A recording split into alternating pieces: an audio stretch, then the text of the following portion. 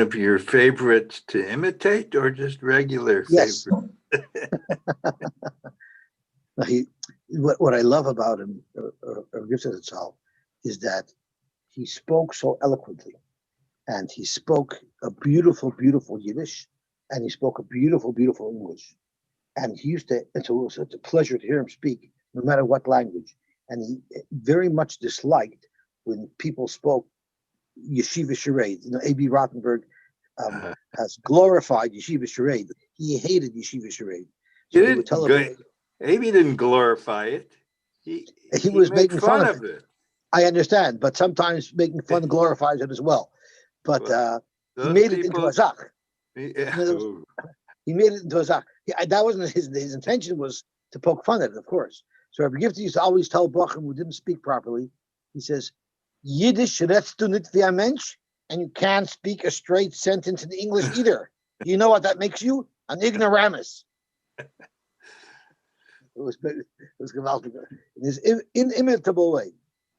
Okay, so I just want to announce that today's broadcast and this whole week was sponsored by Rab David Dayan and his family, the Ilo Nishmas Rab Jimmy Dayan, whose name is, I believe, Avram ben Rab David, who was nifter last week. Chaim ben David. His name is Chaim ben David. He's the Shamash Rabbi Aliyah. One Hazi. Okay, so the Heilige Gemara. So we are up to the end of the Mishnah. So let's just quickly review the Mishnah on Daf Mem Heyamar Aleph. On Daf Mem Heyamar Aleph, the Mishnah was telling us about when do you say that dough that got stuck in the crevices of a keli is bottled to the keli, and when you say that it's not bottled to the keli, and therefore you're going to have to be mevayer. And the Gemara, the Mishnah ends off by saying v'chein le'inyan hatama, the same halacha that we have relative to being mevayer chametz, we also have l'gabe tumah. In makbid alav, if you're makbid on the dough that's in the crevice of the pot, if it's something you don't want it there, then choitzitz, then it'll be a chitzitza on pashup pshat, if you toivel it. But if you want that dough, you plan to take it out. I'm sorry, if you want the dough to remain there and remain there as a patch, then areo karev, then it'll be bottled to the pot, and then again, according to the simplest understanding of the Mishnah, it would not be a chatzitza because the dough now has become part of the pot. So, frek the Gemara as follows: Frek the Gemara, you're comparing two things that are different. You're saying Pesach, which it all depends on if it's a kezayis, is just like Tumah, which totally in Hakpada. So it's not totally, it's not the same thing. One's totally in Hakpada, and one's totally in Shir kezayis. So how could you compare the two? Frek the Gemara midomi. Hasan b'shiyura tolya milsa. When it comes to Pesach, if you look at the Mishnah says it all depends if it's a kezayis or not. Hacha, when it comes to Pesach, we don't care how much dough there is. It's b'kped tali milsa. No matter how much dough it is, if you want it to be part of the keli, then it's bottled to the keli, and it's not a chatzitza. And no matter how little dough there is, if you plan to get rid of it, and it's considered dirt to you, and you can tear it off, you're going to scrape it out, then it will be a chatzitza. So it has absolutely nothing to do with Pesach. It's actually following a completely different set of rules. Rabbi Yehuda, Ema ula inyan atoma ina kain. This is David's favorite way of explaining the Mishnah. When it says in the Mishnah v'chein l'inyan toma, what it really means is l'inyan toma ina kain. Frek Abaye, ha v'chein l'inyan toma katani. It's a very nice pshat that you're saying. It's just the top pshat in our Mishnah. Maybe he's pshat in a different Mishnah, but this Mishnah says v'chein l'inyan toma. So you can't learn that it means exactly the opposite. El Amar Abaye, hachi ka'amar. This is how you'll have to understand the Mishnah. V'chein l'inyan. Oops.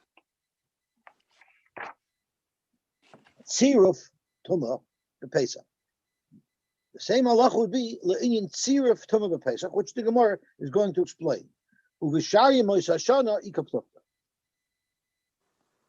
The halacha would be l'gabe tziruf Tumah on Pesach. It would have the same halachas that would be tied on the shir kezayis, but the rest of the days of the year it would not be tied on the kezayis.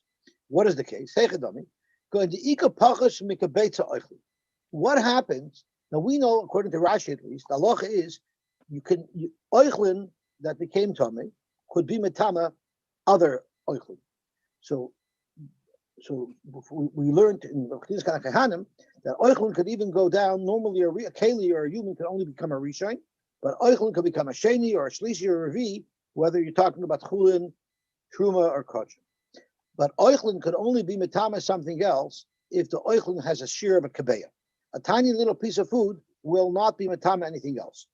But if it's the size of a kabeya and it's tame, then it could be metama something else. So what happens if you you had, let's say, a piece of dough that was less than a kabetza, and it was tame. So no matter what it touches at this point, it will not be able to be metama something else. But the nagu b'hai batek b'pesach, or the nagu b'hai batek, it touched this dough that's in the bowl. So now I have altogether, if I would combine the dough that's in the wall of the bowl to the dough that I have, now you have a full kabeya. So the case is b'Pesach, the isurei chashuv mitzdarif. According on Pesach, where it depends on whether or not it's a kazayis. If it's a kazayis on Pesach, you have to be mavayir, the Mishnah says. So that gives it its independent value, even though you would have been mevatel the dough to the wall of the pot. But on Pesach, there's a halacha that it must be destroyed. So that gives it its own distinct value. It's not considered part of the pot because of the Isser of Pesach. So therefore, it's like standalone dough that's touching your dough, and then together you have a full kabeya, and it will be metama something else. But the rest of the year, where all that we use to determine whether or not the dough is considered bottled to the pot or not, is whether or not you're planning on removing it. So therefore, if I have during the year, if I have a pot that has some dough in the walls, if I'm a vatlet, even if I have a piece of dough that's less than a kabeta and it's touching the dough at the side of the pot, there's no consequence, because that dough that's in the pot will not be mitzaref to your dough to make it into a shir kabeta. But if I'm planning to take that dough out because I don't want it there in the pot, so now if I touch a small piece of dough to that dough and together they're kabeta, them together will be able to be metama something else. However, on Pesach, even if you were mevatlet, even if you're not planning on taking that dough out of the wall of the pot, on Pesach, since that dough has its own cheshivas because of the Isser Chametz, we consider it disconnected from the pot, and it will be mitzaref. It will be mitzaref with your dough, and now your dough has a mass of a kabetza. So, just to clarify things, the fact that it's chametz on Pesach will make it a chumrah, because now it could be mitzaref. If my dough is less than the kabetza, that's a kula. It cannot be mitzaref anything else.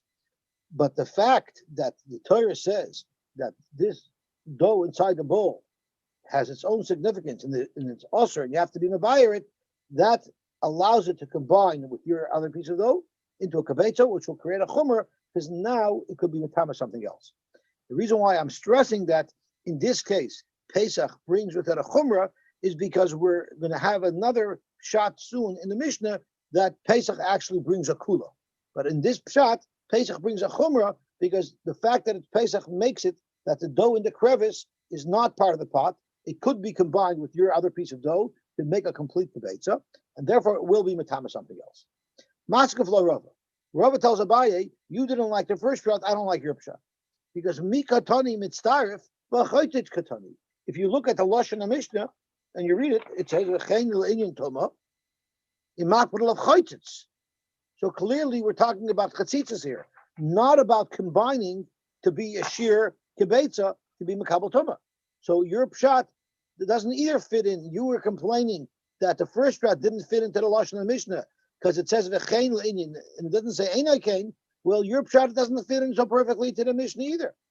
Maskav l'Rabba mikatani mitzdarif v'chaytitz katani. So if you want to read the Lashon HaMishnah accurately, we're going to have a different shot. Elo Omer Rava, Zok to Rava, v'chein lahalois tahira l'areva. We're actually talking about Tvila, which is how we originally touched it as Pashup Pshat in the Mishnah. Hechadami, going to Itme HaChareva. This pot became Tamei. Uvoy lidbulei b'Pesach. And you want to tovel it on Pesach. So therefore we say, the Isurei Chashuv Chaytitz. If the dough in the wall of the keli is a kazayis, even though you're not makbid on it and you want it to remain as part of the keli, so technically it shouldn't be a chatzitza, but since because of the isur chametz, that kizayis of dough must be removed and destroyed, it's considered chaytzitz, and the tefillah won't work. Once again, Pesach is bringing a chomer. If I don't want that dough to be there, then it's chaytzitz. So once again, Pesach is bringing a chumrah because Pesach is saying that even though you're not makbid on that dough, you want it to remain part of the bowl, and therefore you should be able to toivel the bowl with the dough as is. It won't be a chatzitza. But Pesach gives that kazayis of chametz in the wall of the bowl its own independent significance, and therefore it's a chatzitza, and you cannot toivel. Maska for a papa. So our papa told Rava, your pshat isn't either good. Mi katani v'chein linyan tahira, hala inyan tuma katani. So if you want to follow strictly the lashon of the Mishnah, it's referring to tuma, and it's referring to chatzitza, right? Rava raised to Abaye that it has to be chaytzitz, and now we're probably saying not only it has to be chaytzitz, it also has to be linyan tuma. So we need to find a case where it's linyan tuma and it's chaytzitz. You can't say it's talking about the linyan tyre, linyan toivling, because that might take care of the lashon chaytzitz, but it doesn't take care of the chen linyan tuma. So we need a case of chatzitza that's going to determine if something becomes tummy, not an inyan of chatzitza to determine if something is becoming tahar. So our qualifications, our restrictions are getting tighter and tighter. El Amar Papa, I'll tell you the final shot. The discussion here is if we will make the pot tummy, and whether or not something's a chatzitza will control whether or not we make the pot tummy. What's the case? You have this bowl, and there's dough in the wall of the bowl that you left there on purpose as a patch. Now, we know the halacha is a keli can become a rishon l'tumah. So it could become tumah from a sheretz. A sheretz is an avatuma, and if it touches a keli, the keli becomes a rishon l'tumah. But a keli or a person cannot become a sheni l'tumah. So anything that's a rishon cannot be mitama keli. So if the sheretz touches the keli will become a rishon. But if a rishon touches the keli is not tummy at all. So here we have a keli with dough inside it. And now the question is this dough bottled to the wall of the pot or not? If the dough is bottled to the wall of the pot, when the sheretz touches this dough, it's as if the sheretz is touching the pot. But if the dough is not bottled to the wall of the pot, then when the sheretz is touching the dough, it's just touching the dough. In order for the pot to become tamei, the dough would have to turn around then and be matama the pot, which it cannot do. So let's see what the Gemara says. This patch that was made out of dough, a sheretz touched. Bit Pesach, on Pesach, the surei, where there's an iser chametz on it, and therefore it has to be removed. So now we don't say it's bottled to the pot, we say it's independent, therefore choshev chaytzitz. We look at the dough as a chaytzitz, meaning the dough is going to accept it from the sheretz, and the dough will become a rishon. Now this dough that's a rishon cannot be matama the keli and make it into a sheni. And therefore the keli remains torah on Pesach. If the shayim is hashana, the b'kpei to tell you, then in makbar of chaytzitz, if you want to take the dough out, it'll be chaytzitz. But in meraita b'kiyuma, if you plan to leave the dough in the pot and leave it there as a patch, then hareu kareva, it's like the sheretz touched the pot, and the pot will become a rishon l'tumah. So here, the fact that Pesach makes the dough independent creates a kula, not a chumrah, because by making the dough an independent item, that's going to absorb the tumah from the sheretz, and that will protect. It'll be chaytzitz. It'll protect the keli from getting tummy. So here, the fact that Pesach makes the dough into an independent item actually works out l'kula because it's going to protect the pot from becoming tummy. Okay, gewaltig. Zog the Gemara weiter. They don't work in tandem. They don't work together. The fact that it's places that by Pesach it's Isser and you're makbid just like the rest of the year. What if I'm not makbid? What if I want to mevatel the dough into the wall of the pot? So all year long, it wouldn't be chatzitza, it would be part of the pot. But on Pesach, the Mishnah said that if it's a kazayis, you have to destroy it anyway. That's what we're talking about. When you're not makbid, in the case where you're not makbid, exactly. In the case where I'm not makbid, where I want to be mevatel it to the pot, and the Isser Chometz gives this Chometz its own independence, even though I'm mevatel it, the Torah is not mevatel. Okay, Zok the Hele Gemara weiter. Botzak a cheresh. It's a shayla if you read it cheresh as in deaf or cheres, hard like a piece of a shard of clay. So Rashi explains both types. Rashi says, what does this botzak a cheresh mean? She'ein niker im hechmetzam lav. You look at it, it's very much on the verge of becoming chametz, but we're not 100% sure is it chametz or not. And therefore, says Rashi, shemeshunahu, it's a little bit unusual, like Nebuch, someone who cannot hear. Sheyesh le'aznayim, he has the ears, which would indicate that he could hear, but the einikim shemayim lav, but we can't tell if he actually hears you. Because on the outside, it looks like he could hear, but if it doesn't work inside, then therefore he cannot hear. Same thing with his dough. It looks a little bit like chametz and not like chametz. We're not sure what the situation is with it. You cannot be sure of a person where he's holding what he understands if he cannot hear. So that's why it's called botzak cheresh, because it's dough that we're not sure what condition it's in. That would apply to a mute person also, and a shaita as well. You look at him, you can't tell, but once he opens his mouth. Fakir, you're saying better. A mute person is harder to tell how smart he is. Someone who's not mute, he shows it very quickly. Right, okay. And there I can use the word expose. He exposes himself very quickly. Anyway, so the second pshat seems to be much more logical. Well, we only have one shot so far. We've been talking about sorry, I cheated and looked ahead. Sorry. Okay, no problem. So botzak cheres means kosher cheres. They nikash echmet. It's hard, and you can't tell that it became chametz. So the parish So this is a very, very consequential little line here in brackets, because we had a machlokes between Rabbi Yehuda and Rabbi Meir about seir, not to be confused with yeast, but seir means dough that's in the transition period and it's on its way to become chametz. So Rabbi Meir said the moment it has a dull look to it, we say that it's called seir and you're no longer allowed to eat it. And Rabbi Yehuda says until it cracks, we learned it has to crack like the antennae of insects, it's not considered chametz. So this line is saying Yechsifu pana ve'ein sido l'siman achima. So this means this cannot be going according to Rabbi Meir, who holds Yechsifu pana alone makes it usher already. It must be going according to Rabbi Yehuda, who holds that until it cracks, it's not chametz, but it's so close to becoming chametz, it's in the danger zone. So you have dough, and you're not sure if it's chametz or not. So one option is up to Mishnah. If this dough was made together with the other dough, so you could look at the dough that was made part of the same batch. And if there's dough part of the same batch that has shown real signs of having become chametz already, then I raise aser. So the way I envision it is you kneaded a big dough, and then you split it up into two halves, because you're going to make two separate challahs with it. And one of the doughs, you can't tell, it looks like it's in the middle of becoming chametz. The other dough already shows signs of being chametz. They're both made at the same time. You're going to assume that they're both chametz. Dr. Gemara, what about a main shom kiyotzeboy? What if you don't have another part of the same batch to compare it to? What do? Now, Amar Bavo and Reb Shimon ben Lakish. Bavo said in the name of Rish Lakish,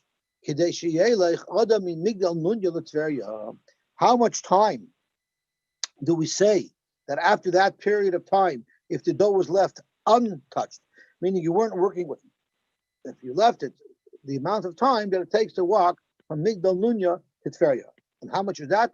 That is a mil. And it's not a distance, it's actually a time.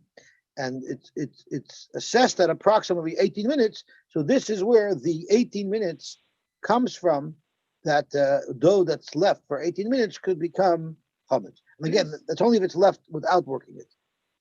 Quoted without saying the source, a very strange Rashi, because the Gemara says, the Mishnah says in Yesh Kiyotzeboy, which I would understand that if there's another part of this dough that's just like it, meaning it's been worked like it or it's been left like it, it hasn't been tampered with, or it has been tampered, just like the dough that you have a suffix on.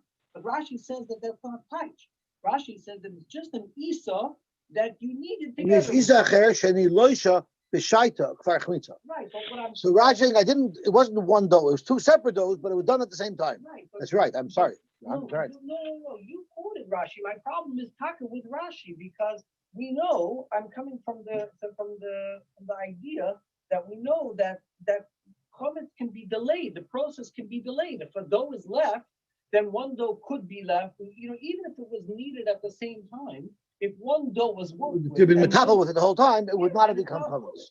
That's right. So why would Rashi say that the taich of and that's the taich of the Mishnah in yesh kiyotzeboy, meaning just like whether you tampered it, they're similar. All of what it went through would be the same. But Rashi doesn't say that. Rashi says that it's After just, Dilosha. yeah. But you're right. Rashi shouldn't just say Dilosha. Rashi says everything that happened with this dough happened to that dough. Oh, Rashi says everything in yesh isachar. Dilosha b'shayde. That's all it says. That's not everything. That's just. I'm saying you're asking. That's what you're asking. I hear. Yeah, The good like order. the Mishnah. The Mishnah says kiyotzeboy. Because the Mishnah could have said in yesh. So maybe Rashi is relying on the Lashon Mishnah. He's just adding to it that a dough that you made at the same time. Oh, okay. Rashi's just adding a pair to it. Rashi's ungenommen that we know That we already know the words of the Mishnah. So Okay, I hear. So sure, that's a good order. Okay, so let's see what the Gemara says. For name a mill. So if it's a mill, just say a mill. Say 18 minutes. Why do you need to tell me from here to here? Hakamash Malon, the shear of the mill, can be migal nunya about feya. Just in case somebody doesn't know exactly what 18 minutes is, he can do it by pacing out from migal nunya to tferya. If Avigdor was here, I would ask him if he would tell us how he can figure out for us where migal nunya is. Tferya, I know where that is. Migal nunya would have to be an 18-minute walk from Tferya. So it can't be to the east because that would be the Kinneret. So it's either got to be to the north, the south, or the west. Amar Bavo, Amar B'Shem Ben Lakish. You had a wall around it. How do you know where the end of Perry is? Where the beginning? How do you know where to measure from? Yeah, I hear. So Amar Bavo, Amar B'Shem Ben Lakish. Legabel uletfila uletila shadayim arba milim. The shear legabel uletfila and shadayim is 4 milim. So 18 times 4 is 72. What are these three things? There's a matter of controversy, but let's see Rashi. The Gabel uletfila. So first of all, why is this relevant to our sugya? Since we quoted one halacha in the name of Rabbi Vo, in the name of Rish Lakish, the Gemara is now quoting other halachas that Rabbi Vo said over in the name of Rish Lakish. Legabel, what does that mean? Someone hired me to knead dough for him.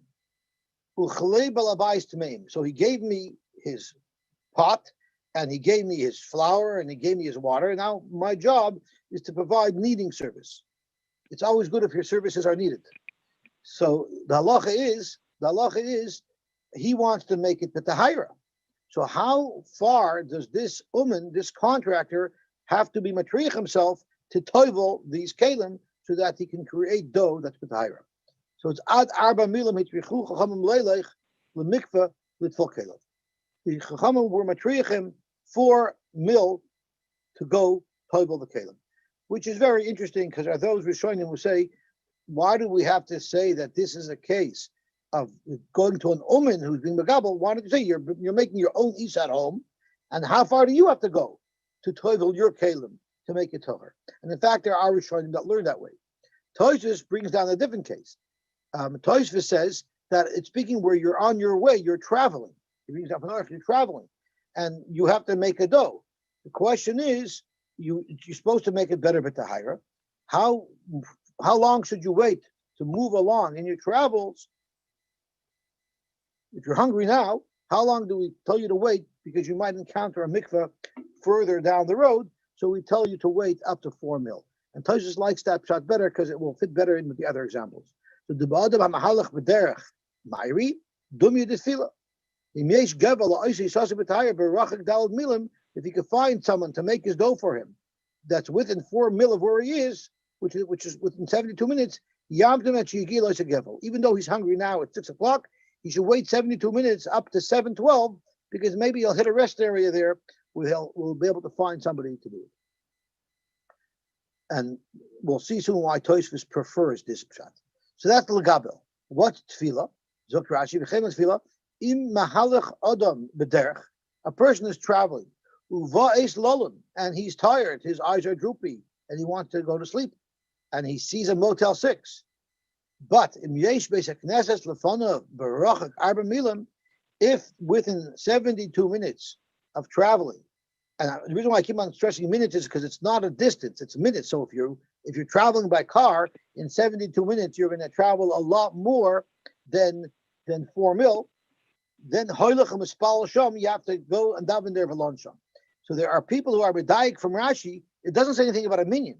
It just says a basic nessus, which means if you're driving to New York and you know that within 72 minutes of you, there's a shul to daven in, even though there's no minyan, you have to push yourself the extra 72 minutes to get to a shul, and better daven in a shul. No, There are those who learn minyan. The Rosh is 18 minutes. No, I disagree vehemently, because when you're walking, you're not in danger of crashing. You know, when you're tired, you mean. I used a very bad example. As I was saying that, I was thinking that's a very bad example, because if you're tired, you shouldn't be pushing on. You should stop immediately. That's right. You're 100% right. As I'm saying it, I'm realizing that's right. 72 also, the Rosh said 18 minutes. That's out of your way. If it's on your way, it's up to, and the Gemara is going to get there in a second. Yeah, but if you want to stop, going another 72 minutes is out of your way. No, I'm headed in that direction. I'm headed east. I'm headed to New York. So instead of stopping now, stop in an hour. Okay, but you're right. If you're tired, it's a whole different case. So there's a shaila if this means for a minyan, or there's a shaila if it means for even if it's mismeasures. The chein l'netilas yadayim lachila, im osed limsei mayim lefanav v'dalad milim hoylech l'sham v'not l'shodav. If you want to have your sandwich and you don't have water, you're in the car, you should wait up to 72 minutes so that you can get to a rest area where you actually have water to wash your hands for netila. There's others who learn that tefillah means Hainu. The Aruch says that tefillah means Hainu lichach yodav v'lispal. So the tefillah means you're not looking for a shul or a minyan. You're just looking for somewhere to wash your hands. Toshi doesn't like that shot, and there's other Rishonim who learn that you want to wait. You should, if you want a toivel, if you want to go to the mikveh, you should wait 72 minutes. If there'll be a mikveh within 72 minutes. So those are the different shitas of how to learn pshat.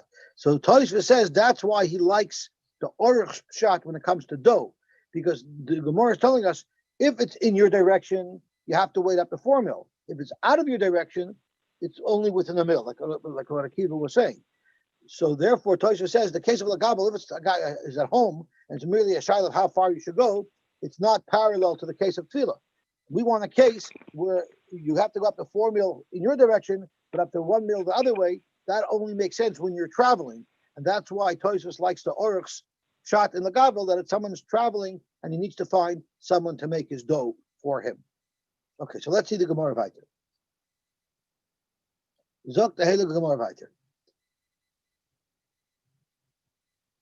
Omer Rab Nachman bar Yitzchak, Ivoy Omer. It's not Rabbi Vo who said this over in the name of Rish Lakish. It's actually Ivoy who said this over in the name of Rish Lakish. And V'arba Omer Ba. He didn't just say Legabel L'Tfil Tishadoyim. There was a fourth item on this list as well. The Chadaminayu, and one of the four, which I guess we haven't listed here, is Ibud. Is working out a hide. The Tanam we learned in the Mishnah. There's a lot of hides that are very, very soft. And since they're very, very soft, we treat them like meat. L'may nafkamina, if it's matamatam azoichlin. Anything that's a food product is matamatam azoichlin. Hide, which would be used more as clothing, would not be matamatam azoichlin. So it makes a huge nafkamina l'alacha if something's an oichel or not an oichel. So what if you have this skin that's edible, it's like basar, but you started tanning it, you started working it into, making it into a hide, making it into a clothing or a piece of leather, it loses its shem oichel, and therefore it will no longer be matamatam oichel. So it says in the Mishnah, all of these soft type of skins that you started the process of making them into a skin, not a food, one of the things that they would do to make something into hide as they were preparing hide is they would put it on the floor and they would make people stomp on it, because stomping on the hide makes it into a skin that they can use. It's as part of the process.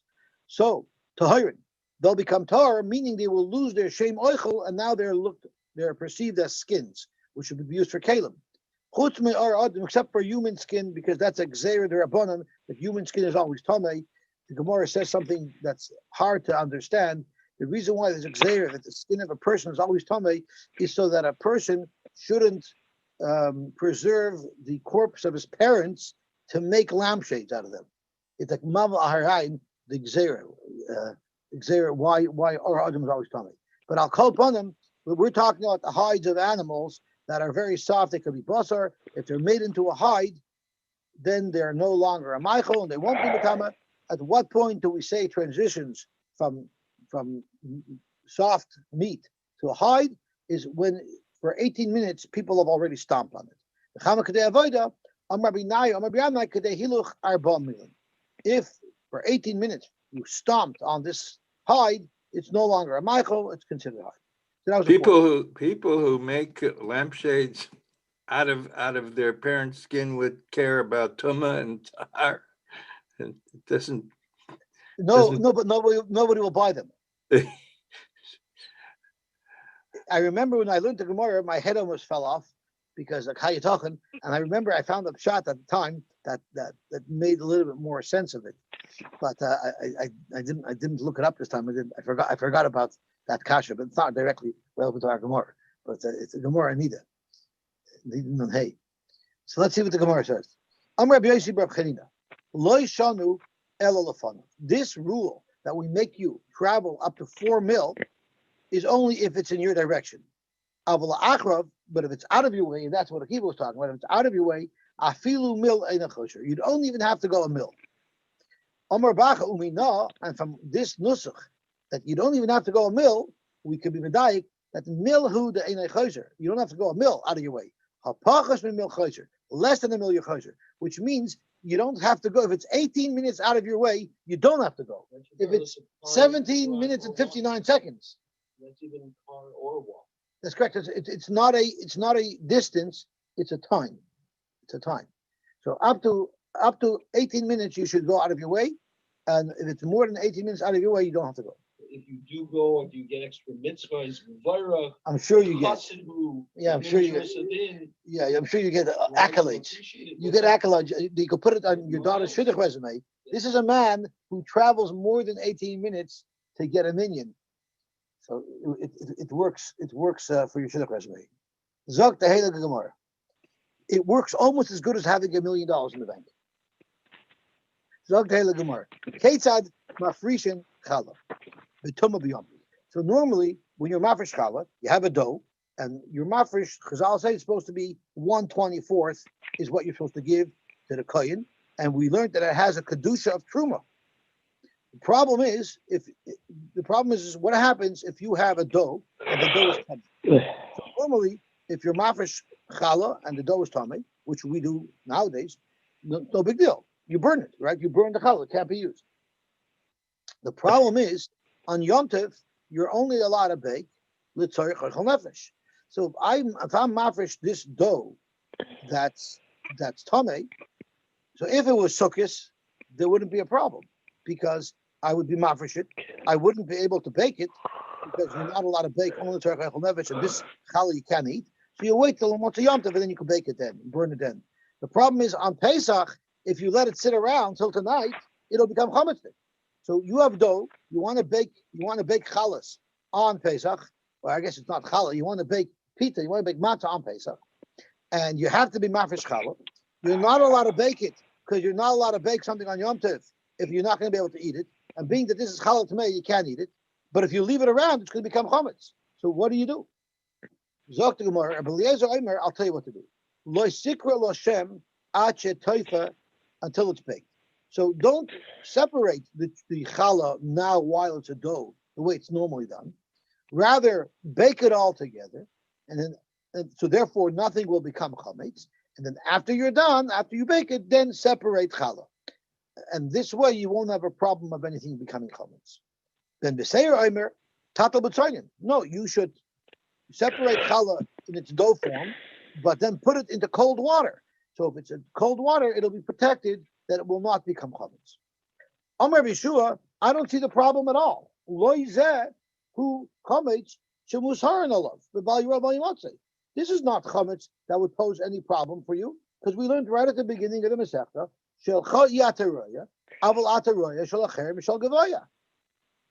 So you don't have a problem. This is not yours. Once you're mafresh, it's not yours. You're telling me there's a kohen who's going to be over on Bal Yirah? No, because this now belongs to the Shevet Kuna, but this has not yet been given to a specific kohen. So there's really nobody here who's going to be over Bal Yirah Bal Yimatzei. So what's the big deal? Separate the truma, and let it become chametz. And there's no liability for anybody there. You don't have a problem. That's what Rabbi Yeshua suggests. Nobody can eat it anyway. It's truma tamei. All you're going to do with it at the end is burn it. The question is, you're not allowed to burn it on Yom Tov because there's no oichal nefesh involved. So Zok the Gemara, what is this machloikis here between Rabbi Yeshua and the others, whether or not it's a concern that this is my chametz? Rabbi Yeshua held it's not a concern that it's my chametz. Yet Rabbi Eliezer in the Mishnah and Ben Beseir in the Mishnah felt that there was a concern with my chametz. Zok the Gemara, let's say the machloikis is in Toivas Hana. We all know that it's very good if you take an Edom. One of the miles of taking an Edom who's a Kohen or a Levi is come Yom Tov, you could buy him a Elias for cheap, right? One of the advantages of taking a son-in-law that's a Kohen or Levi is you save money, right? Right? So there's another big advantage of taking a Kohen as a son-in-law, because what you could do is you can go over to all your friends in shul and say, listen, I'll buy you, I'll pay you $10, and for that $10, I want you to give all of your trumas to my son-in-law, or I'll give you $10, and for that $10, I want you to give your maishers to my son-in-law. You have to give it away anyway. You have to be mafish trumas and maishers, so give it to my son-in-law.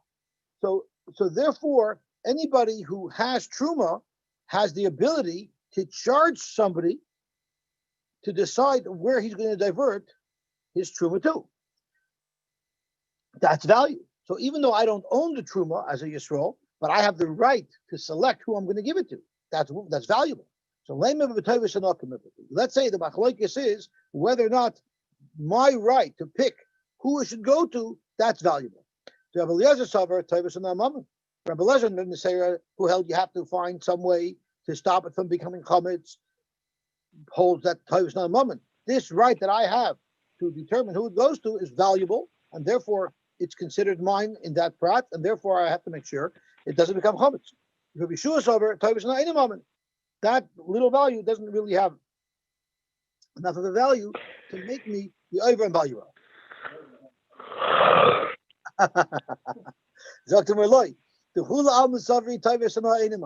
Really, everybody else is not moment. So why in the world would Rabbi Eliezer and Rabbi Seir have a problem? They're arguing on whether or not you say hoyel. Rabbi Eliezer Sober, I'm reading hoyel v'ibay. Sure, I made this truma, and it's not mine, and really it shouldn't be a problem for me. But like anything else that you declare with your mouth, if you want to undo it for whatever reason, you could be shoyel by a chacham to say that I want to undo what I declared. So therefore, since I have that option to do that, mamaynehu, even though now it's truma, I still have some interest in it because I could make it ois truma. Rabbi Yeshua says you're not machmer on somebody to say this is your chametz. You're not over by Rabbi Yamotzei on chametz that your only rights to it is that you could make it ois truma. Eat more effective more. Rabbi Yeshua was a Levi? Yeah. Uh-huh. So she should have understood that this type of enough. No, he said there was an animal. He wants real cash. Don't give me He told the Shver, don't give me something else truma. Yeah. Don't make me snark to go around to all your friends' farms. Just bring me the cash. I take direct deposits. That's right. But you should tell the Shver, I take direct deposits. I take direct deposits. I don't take food stamps. Zok to Gemara, Itmar. If somebody is baking from Yom Tov and he's only going to use it b'choil, so you're not allowed to cook from Yom Tov b'choil. So Reb Chista like it. Reb Chista says you get malchus, and Rashi says that the malchus is a pasuk that it's a little bit difficult. It says mishum loy sasok malacha But the Sasach Malacha, I believe, is a pasuk by Shabbos. So there's another pasuk, Gaba Yom Tov, that says that you get malchus if you cook and you're not allowed to cook. Rabbi Amar Einoika. Rabbi Amar Loika Loyam Rinan Hoylum Makloile Archim. Rabbi said you get. Rabbi said you get malchus. Rabbi said you get malchus because you don't say. Listen, it could have been that Archim would have come, and therefore, even though it looks like I'm cooking from Yom Tov to Choil, but Lamaisa, if somebody would have come to visit me Yom Tov afternoon, I would have given it to him. Chazaleh. Therefore, since you don't say that Choil, you get malchus. Rabbi Amin Hoyle. You say, even though it looks like I'm cooking from Shabbos to from Yom Tov to Choil, but technically, if somebody would come, if an oirich would come, I would serve it to him. That's not called cooking from Yom Tov to Choil. And it's interesting to note that the shaila is only by ha'oifa, not by a mavashal. Why is that? Because whatever I cook, I can eat. But by baking, meaning you're baking bread, once you finish your meal, you're not washing it for another meal. If you're cooking, it's a bricha shahako. It's always possible that you're going to nash on what you're cooking. So there'll never be a problem. You don't even need oil because you'll always nash on it. But baking, meaning a whole suda, if you finish your suda, you're not washing now for another suda. So you have to rely on the oil. If Orchim would come and they didn't make their suda yet, you'd be able to serve it to them. So that's the machlokes. If you say that you don't say hoil, then I got a big problem. How could we ever cook from Yom Tov Shabbos, which we always do? If you don't say hoil, there's an issue. Omer Le, what are you talking about? I made it after Shilin. Correct, Rabbi, Mishum Erev Shilin, Sharina, Isur, Deraisa. What do you think is Erev Shilin is magic? Midaraisa, you're not allowed to cook from Yom Tov and Shabbos, from Yom Tov to another day. And you're going to say, because of Erev Shilin, you're allowed to violate Deraisa? Omer Le, so Rav Chisda told him, no, that's not how it works. Midaraisa, Sorche Shabbos, Nasim Yom Tov. Midaraisa, you're even allowed to do Sorche Shabbos on Yom Tov. And Rashi says the reason why Midaraisa you could prepare from Yom Tov to Shabbos is the Chsiv Ach Asher Ye'echa L'chol Nefesh. And we learned the Shabbos for Yom Tov Chada Kedushahi. We consider Shabbos and Yom Tov one long Kedusha. The Tavayu Shabbos Ikri. And therefore, Rashi V'chehechi the Muter Levashel Levoy B'yoim. Just like on Yom Tov, you're allowed to cook for Yom Tov itself. Muter Levashel Lemocha, you're allowed to cook from Yom Tov to Shabbos. It's considered one Yom Tov. Tosfos argues on this pshat, but that's how Rashi reads. So therefore, Midaraisa is Shabbos Nasam Yom Tov. It's only for abundance of the Gozer Bey, Gzeir Shema Yomer Open the Yom Tov Aflachoil. We're afraid if people see that you can cook from Yom Tov to Shabbos, they might think that there's no restriction. You're allowed to cook on Yom Tov even for another day, even for Choil. So therefore, they said you shouldn't do it. But the Chivin that Rechu Rabbanan Shilin, but once the Rabbanan said if you want to cook from Yom Tov to Choil, you have to make an Erev Shilin, so it'll be obvious that this type of cooking is different. Islay Hakera, we're no longer concerned that someone might mistake cook from Yom Tov L'Choil, because it's very clear that when you're cooking from Yom Tov to Shabbos, there's a whole process, and no one will, by mistake, cook from Yom Tov L'Choil.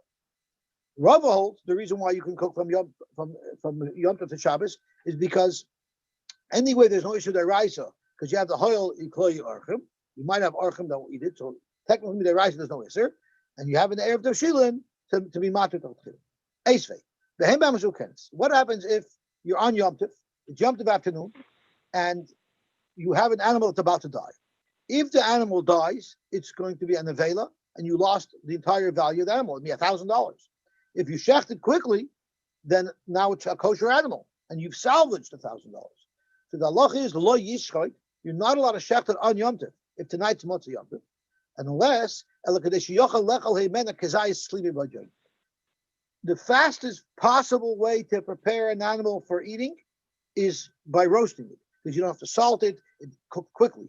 So unless there's enough time to at least roast one kazayis so you can eat something by join, you wouldn't be allowed to shech. Zok to Gemara. Let's be medayik from this price. Yochel lechel. Slaughter the animal. 5 minutes. 5 minutes. Yeah, it's 5 minutes. That's right. So yochel lechel afagav gleboilo mechel. So it's telling us clearly, as long as there's enough time to eat from it, you're allowed to shecht it, even though you're not actually eating from it. Zok Rabba, B'Shleimel the Amri Hoyel, we say Hoyel v'boil mechel, motziachel, since if I wanted to eat it, I could eat it. Therefore, I'm allowed to shecht it, even though I'm not eating it, because that's what hoyel is. It makes perfect sense. You were b'chista. The amr the loy amr in hoyel. You don't say hoyel. It has to actually be eaten today. How could you let someone shecht this animal because he could eat it? You don't say hoyel. He has to actually eat it.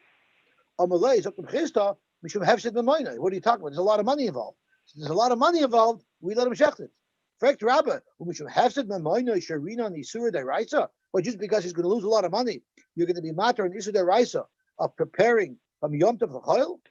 Omer lei zok b'chista in, yes, but it's not exactly how you see it.